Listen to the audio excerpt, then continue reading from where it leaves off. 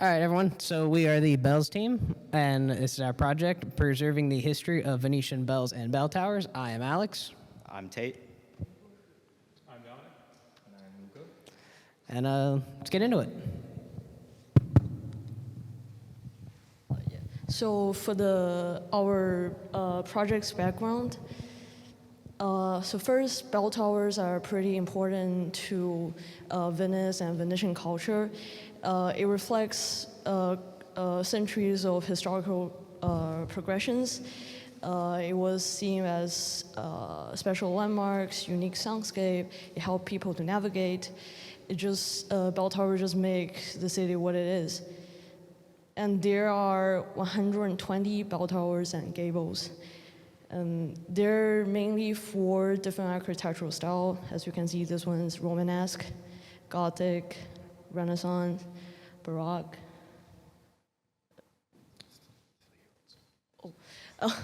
And the bells are also pretty important to Venetian history.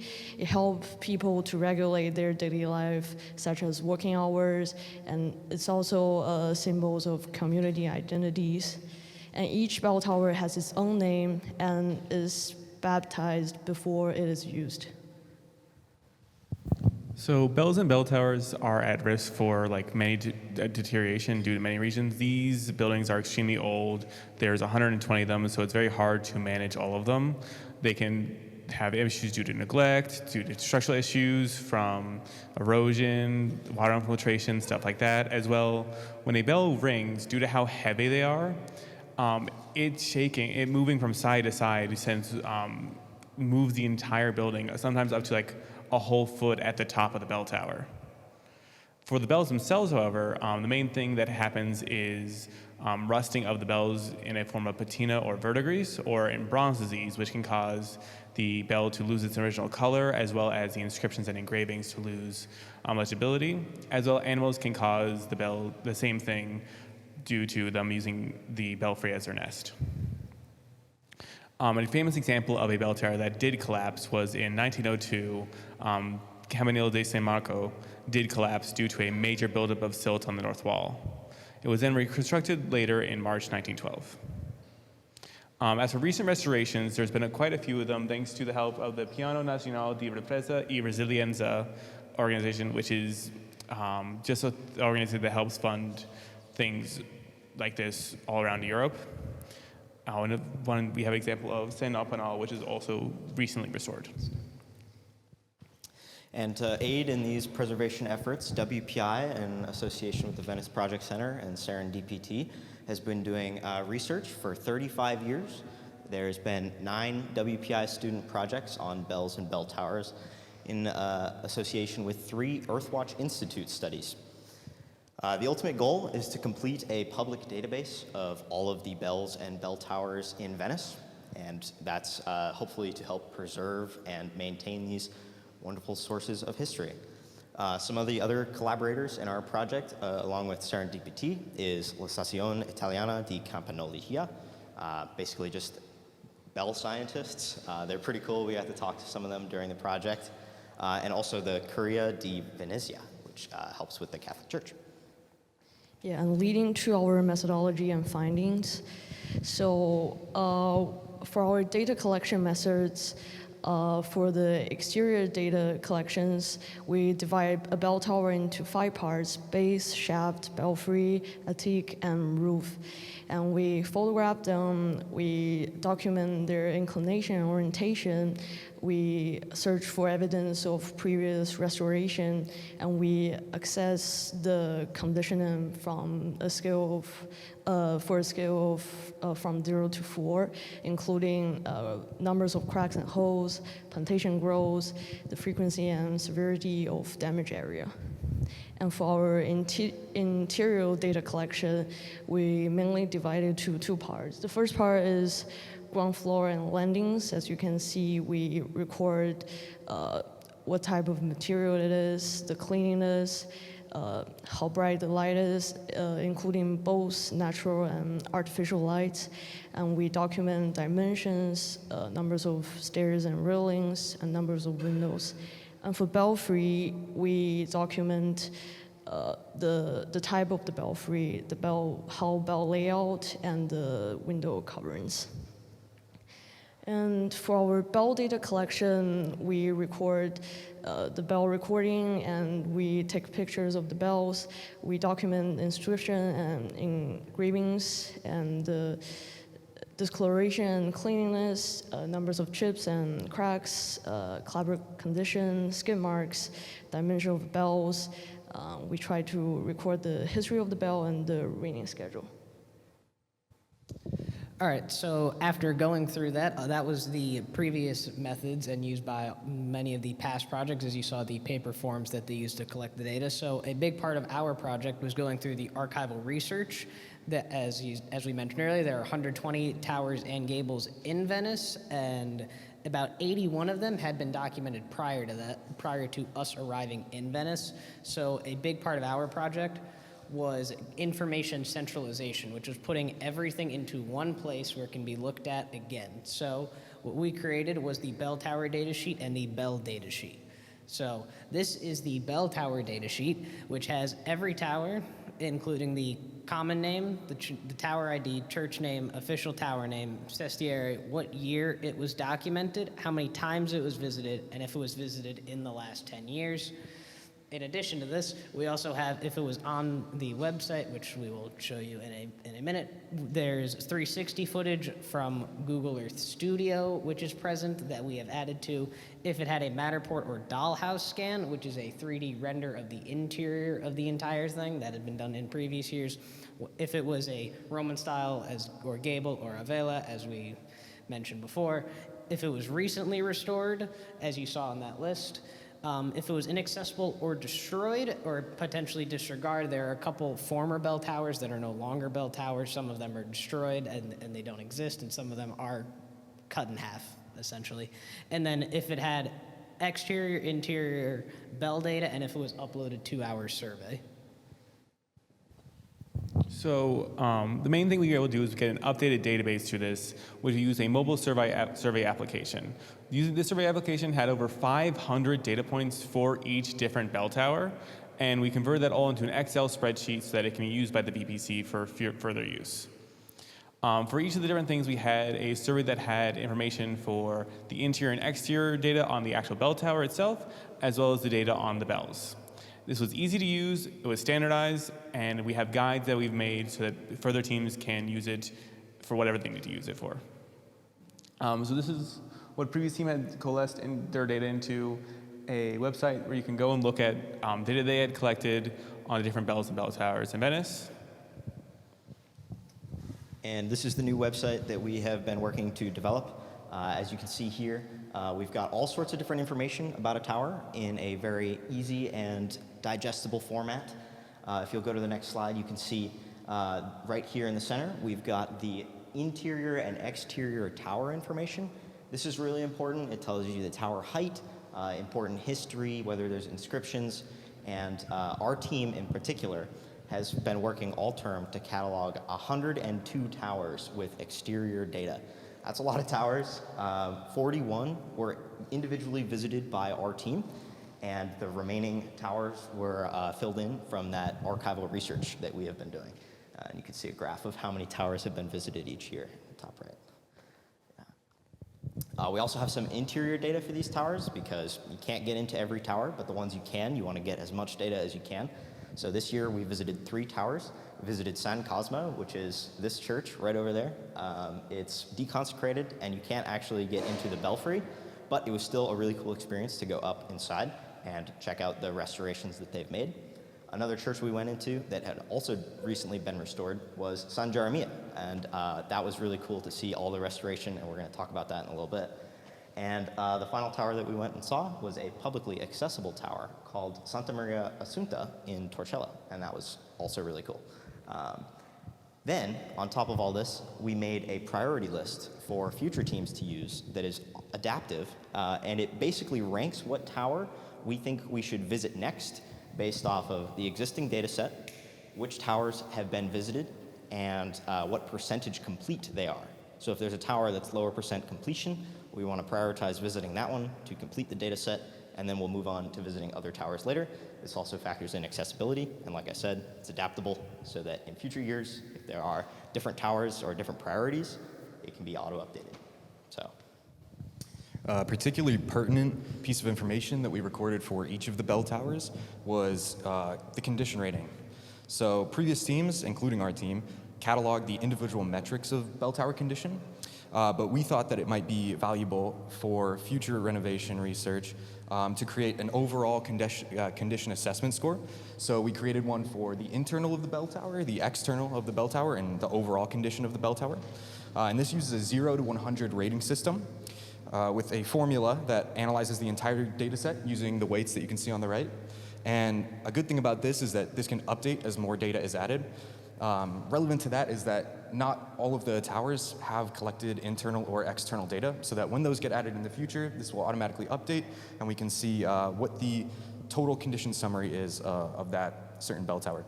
So using that, we developed a list of towers that we recommend restoring. So E Mendicanti was our lowest ranked bell tower on the overall condition score, which you can see on the right side.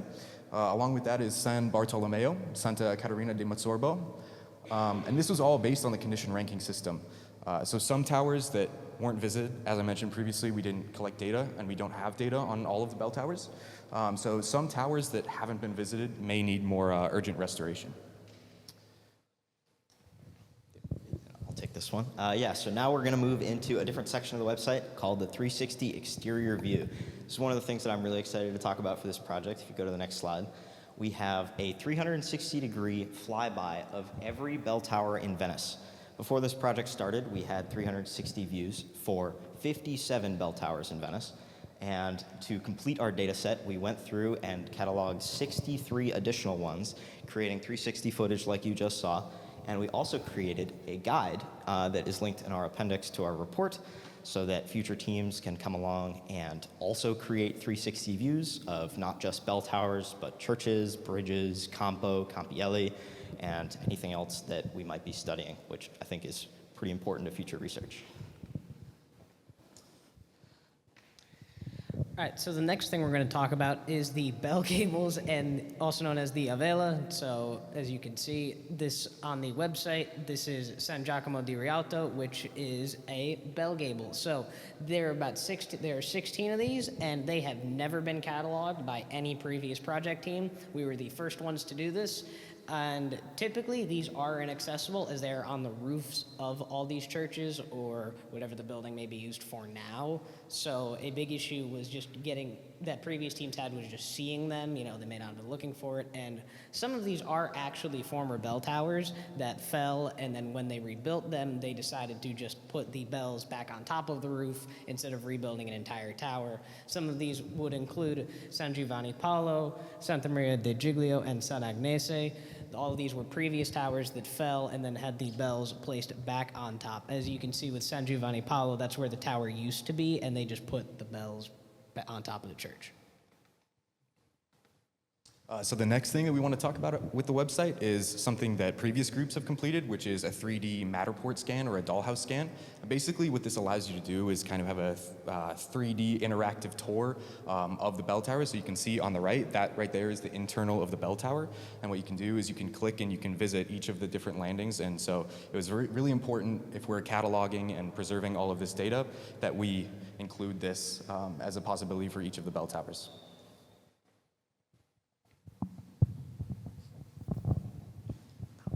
So next up, we were talking about the bell data we collected, which, if you go to the next slide, included the sound analysis that we were able to do through the use of a software known as wave analysis, which you can see what that looked like right here. You're able to see the data for the different partials that the note of a bell is made up of, including the hum, prime, tierce, quint, and nominal. And you got to see what tuning each of those were, what octave, how sharp or flat it was, interesting things like that. As well, in the database, we were able to set up through the use of the mobile app we have cataloged 156 bells in total, including their inscriptions, their history, and their overall condition. As well, we also have a recording of one of the bells ringing. So if you go right here, this is a recording of San Jeremiah ringing when we were inside it.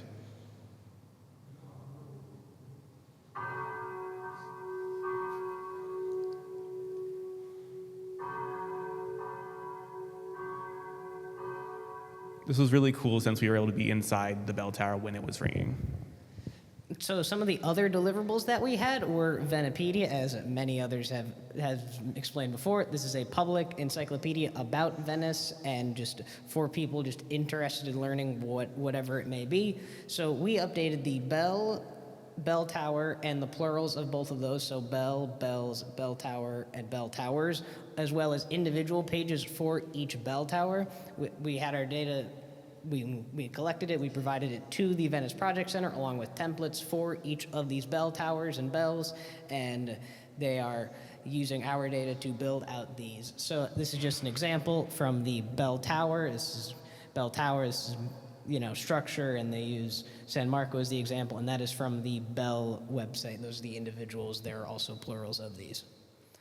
In addition to that, we also updated the cartography pages specifically for the 1525 map by Giovanni Andrea Vavasore and the 1750 map by Johann Friedrich Probst, and we updated and added the bell towers, as you can see, in both green and red. Green is for the current bell towers, and red is for the destroyed bell towers, which means they were destroyed after the map was made and they no longer exist. So something that's relevant to renovation research and researching the condition of these bells is visiting a bell tower that had been previously visited by other teams prior to a major restoration, and that is San Geremia. So the restoration included a metal skeleton that was installed from the top down, so all of the materials had to be transported in through the belfry, and the bell tower was constructed literally from the top down. This includes fiberglass resin flooring, which is very high strength to weight ratio. They're also sound dampening, so you don't get annoying metal clanging sounds when you walk up the stairs. And something that's really interesting about this kind of flooring is that, as you can see, it's corrugated, so it allows a clear view of the shaft through the landings. So that video that you just saw of the bells ringing was actually filmed about 2 landings down, but what's really interesting is that we could still see the bells ringing, and we could still be able to witness the bell ringing at a safe distance. Something that's particularly pertinent to campanologists is a wooden bell frame that they introduced. So what this does is it helps reduce vibrations, negative vibrations for the actual structural stability of the building, because as Dom mentioned previously, when the bells ring, that's a lot of weight, a lot of inertia, so it can cause some serious damage to the bell towers. So being able to reduce those vibrations by just a little bit is super important. Also for the campanologists is that it produces a clearer bell sound. It absorbs some of the negative frequencies, some of the bad frequencies that might be associated with the bells, and it helps it produce more of a pure tone. They also installed seismometers, which is basically an accelerometer that measures the frequency and the seismic waves that are produced from these bells and bell towers, which again is important knowledge for preserving and restoring these bell towers to make sure that the bell towers are not kind of being hit with more than they can handle from the bells. And the surprising thing about all of this was that this renovation actually was less than the average cost of renovation for these bell towers. So they were able to do it in $900,000, with the average being about $1 million. So for a state-of-the-art renovation, to be able to do that under average budget was incredibly impressive. And so what we wanted to do was go back to this bell tower and see how things had changed. So with our internal condition score, it massively improved. The overall condition score due to that also massively improved, which turned this San Geremia from the 5th worst bell tower from our overall condition score to now the 5th best bell tower. And again, important to campanologists is the belfry and the bell frame, which also massively increased. It almost doubled on our condition score due to the restored wooden bell frame. They also cleaned the bells, and they added new metal hardware that actually connects the bells to the bell frame. So we wanted to show you some pictures of what we're talking about. So this was the old frame. You can see how the bells have not been cleaned. They're covered in guano. Also, the bell frame is kind of rusted metal. And this is what it looks like now. So they restored the entire bell frame and added the new wooden bell frame. This was what the interior used to look like. So you can see that it's very dark. The wood supports for the landing are kind of falling apart. They're a little bit rotted. It needed work. And then this is what it looks like now, state of the art, with the new metal skeleton and also the new tiles. So one of our recommendations is that Venice and the Curia of Venice open up more bell towers to the public. San Geremia, the bell tower that we just visited, is getting renovated, and once it's done renovation, it's going to be open to the public for visitors to go up and experience the wonderful sound of ringing bells in person. Fun fact for you, once San Geremia is done, there's only going to be 4 towers in Venice that you can go up and be in the bell tower for. There's 120 towers, and you can only go inside of 4 of them. A lot of other cities have a ton of bell towers open to the public. I know personally, our group went to one in Florence, there's some in Paris, there's some in Barcelona, and one of the advantages of doing this is it gives visitors a different view of Venice. You get to see this history that you would not have been able to see up close and personal otherwise. And one sneaky benefit of this is that you can use the revenue from, say, a day pass to access this tower to then turn around and fund future restorations for other towers, which is pretty cool. We also recommend creating and selling information booklets about the 120 bell towers of Venice. We have a lot of data, and it's pretty easy to use AI and create a pretty simple booklet based off of all the data that we've collected, and we could sell this booklet outside of a bell tower or to people going into these bell towers as part of the access ticket.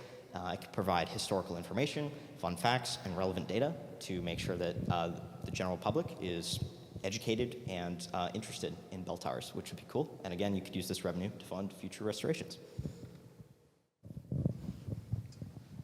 So all in all, to go over everything we've done, first we were able to go through all the archival research, which led us to create the bell tower and bell data sheets, which then led us into making a conservation rating system so we can see which towers need to be visited in the future, as well as using the basis from the old database that had been made by the previous teams. We were able to bring that together into the new database, as well with the San Geremia case study, all that into the new database that we made right here. And that's the main thing we've been able to do throughout this entire project. So why does this matter?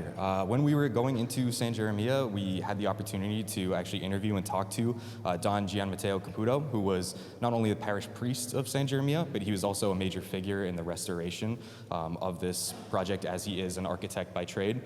And so some of the key quotes that really stood out to us was that when you hear only one bell, it recalls the time that is passing. And if you hear the concert, you feel the joy and you feel the passion. And we really just want other people to be able to experience the same things that we experienced. I know for me, probably my favorite part of this whole project and whole experience was being able to actually be in the bell tower while the bell tower was ringing. You can feel the entire building vibrating, and it's incredible to see in person. So what we want is for these bell towers to exist for as long as possible and be preserved, as well as San Geremia can be, so that other people can get the same exact experience and experience these Venetian bell towers. Thank you. We want to say thank you again to Fabio Carrera, Serendipity, and the Venice Project Center for having us and allowing us to take part in this awesome project. We also want to thank our advisors, Natalie Farney and Grant Burrier, for advising us through this project and giving us some incredibly valuable advice as we progress. And any questions?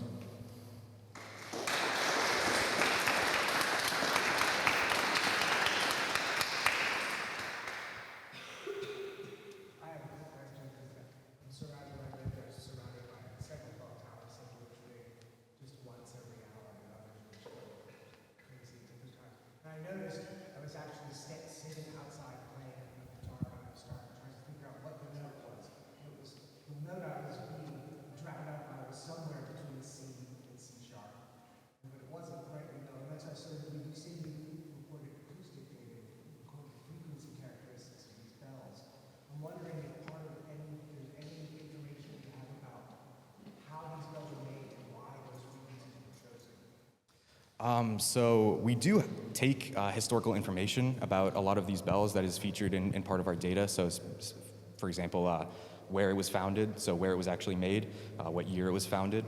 But it would definitely be interesting to try and look into and expand on that and see kind of what is the religious significance towards these notes and what is the purpose of having the concert play these notes and these scales.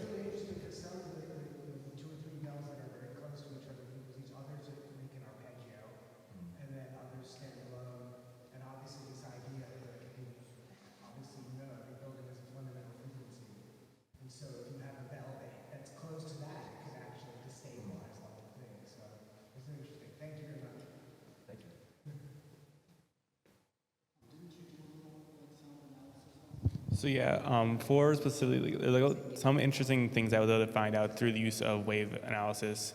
We were able to find that I think the most common note for the nominal, which is one of the main notes of the bell, is G flat or A sharp. That I'm not sure why exactly that is. Another thing to note is that for the bells, there was an octave climb that could be seen from the hum, the prime, and the nominal, as the hum being the lowest in octave and it going up, usually in 1 and then 1. So you go from 0, 1 to 2, or 1, 2 to 3, stuff like that. And it can also be used to see whether a bell was out of tune or not, as sometimes they'd be different notes between those three. Yeah, thank you for your question. Anyone else? Yeah, all of our data would be available on the Bells XL website, so it will all be publicly accessible. All right, thank you. Thank you.